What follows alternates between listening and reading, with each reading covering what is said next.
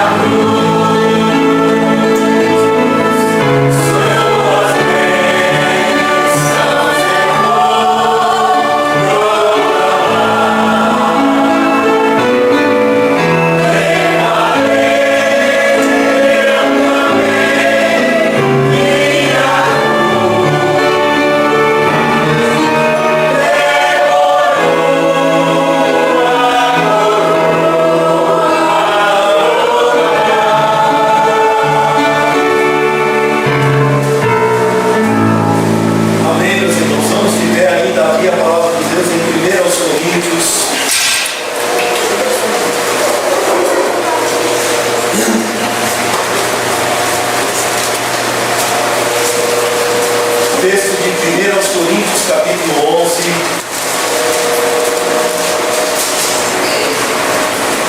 Texto conhecido, mas que precisamos praticá-lo todas as vezes que formos fazer memória de Cristo,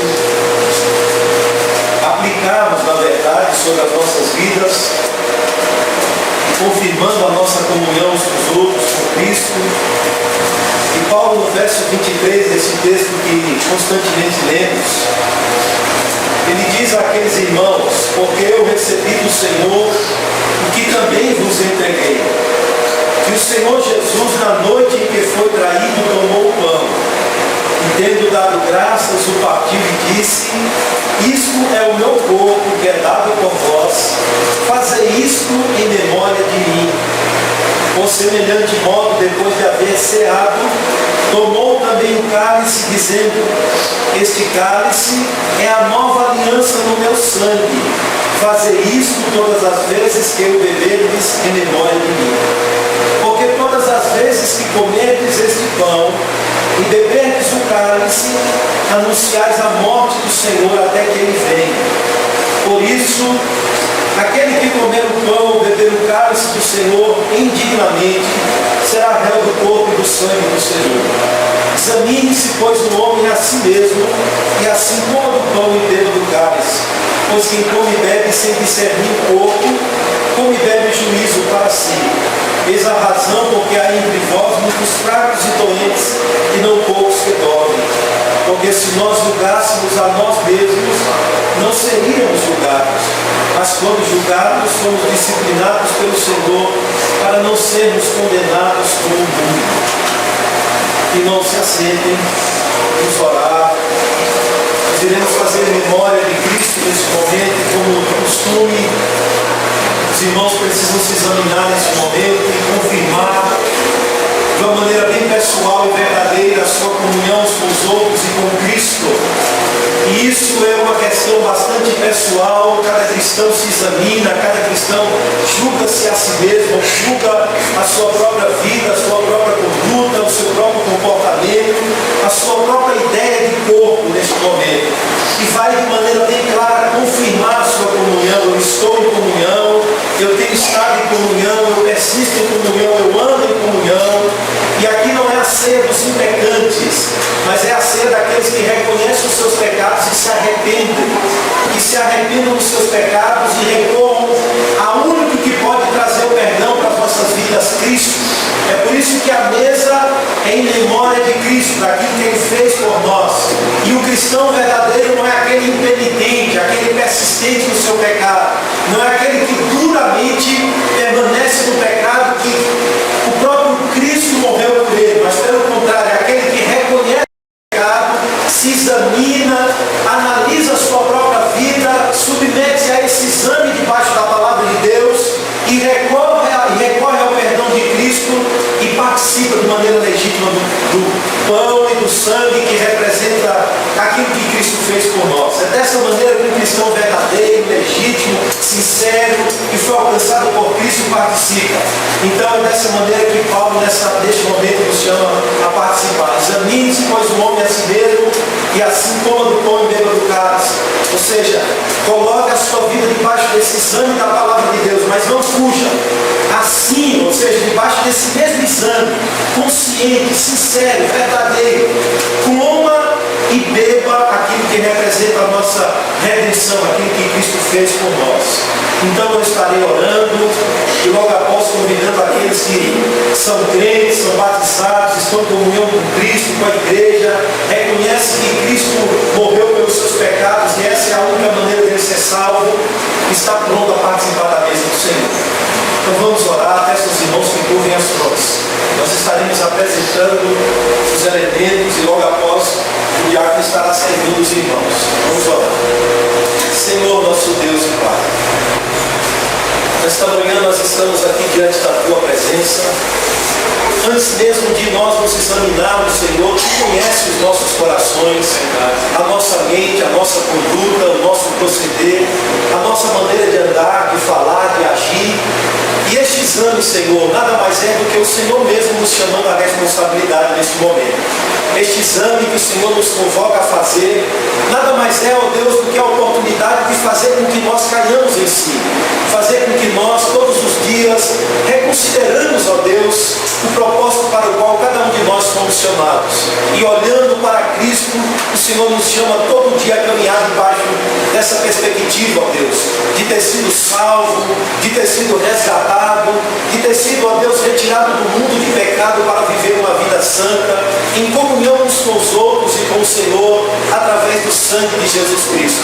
Mas sabemos, ó Deus, que ainda somos imperfeitos, ó Deus, para cumprir o Teu padrão, para vivermos o Teu propósito, para vivermos a santidade que é reflexo do Senhor em nossas vidas.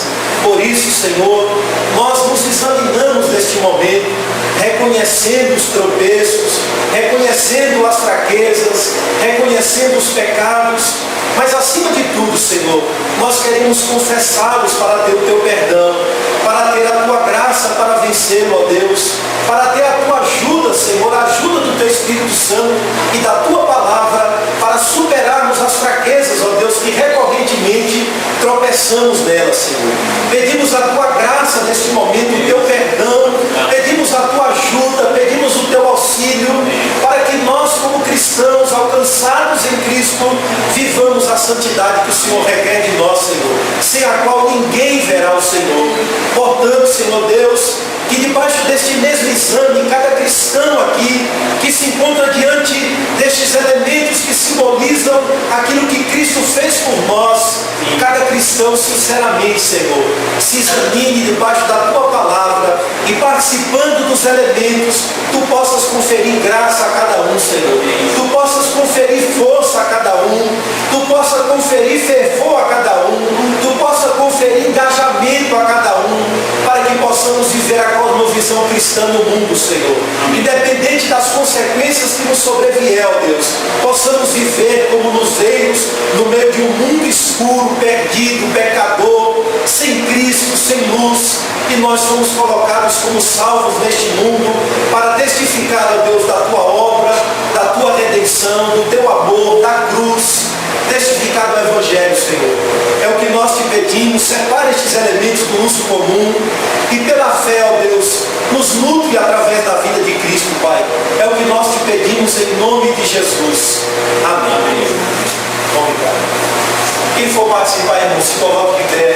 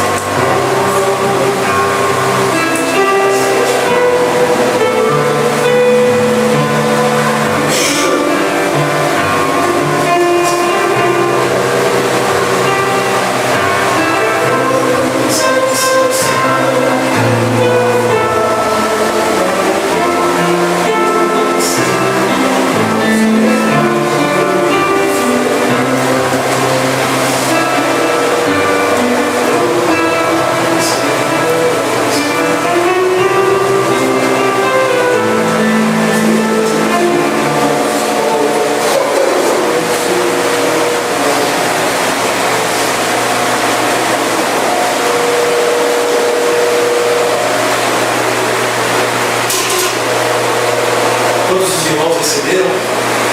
Amém? Amém. O texto diz assim: na noite em que o Senhor foi traído, tomou o pão, então nós temos o pão em mãos. Este pão representa o corpo do Senhor que foi dado por cada um de nós. Isso deve ser feito em memória de Cristo. semelhante modo também, depois de haver ceado, tomou o cálice, dizendo: este cálice é o símbolo da nova aliança, do meu sangue, fazer isso todas as vezes que o bebeis em memória de mim. Então convido a todos a comer o pão, que simboliza o corpo, e beber o cálice, que simboliza o sangue.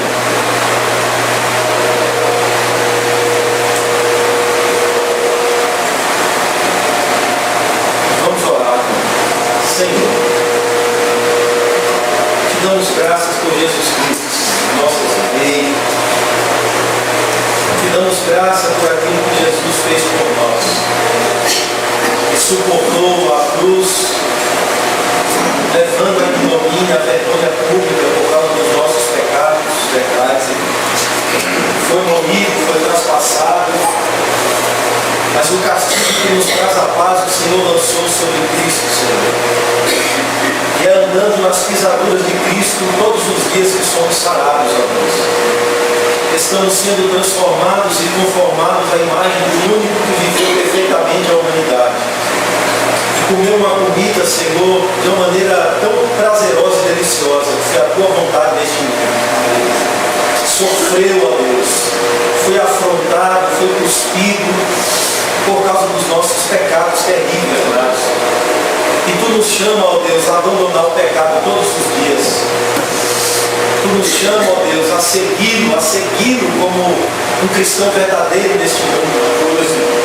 E nós pedimos a tua ajuda, Senhor, para que levemos a nossa própria cruz, que é o símbolo da identificação com este Cristo crucificado neste mundo, ó Deus. Que zomba, que tripudia, que nega, mas nós somos, ó Deus, alcançados pela graça e não é mérito nosso. É misericórdia que foi derramada sobre cada um de nós. Transforma os nossos corações, ó Deus. Molda as nossas vidas segundo Cristo, segundo a tua palavra. Molda a nossa comunhão para que ela seja verdadeira, Senhor, em todos os aspectos. Para que ela seja profunda, tenha raízes, tenha sinceridade acima de tudo. Amém. Seja uma comunhão em amor, sem máscara, sem fingimento, mas profundamente verdadeira, Senhor. Tu conhece os nossos corações. E tu levas a sério, ó Deus, a comunhão no meio do teu povo. Tu levas a sério, tu chamas, tu recobras, ó Deus, a fim de que a comunhão reflita a unidade da igreja no mundo como discípulos de Cristo. Amém. Oh Deus, pedimos perdão por romper a comunhão por coisas tão efêmeras. Pedimos perdão por romper a comunhão por coisas tão pequenas, tão banais, ó Deus, em relação a tudo aquilo que Cristo fez por nós. Nos ajuda, Senhor, em nome de Jesus. Nos ajuda a fim de que não tiremos os olhos da cruz. Amém. Não tiremos os olhos de Cristo. E não deixemos de seguir o seu exemplo em nenhum aspecto da vida, Pai. É o que nós te pedimos em nome de Jesus. Amém. Amém. Está encerrado.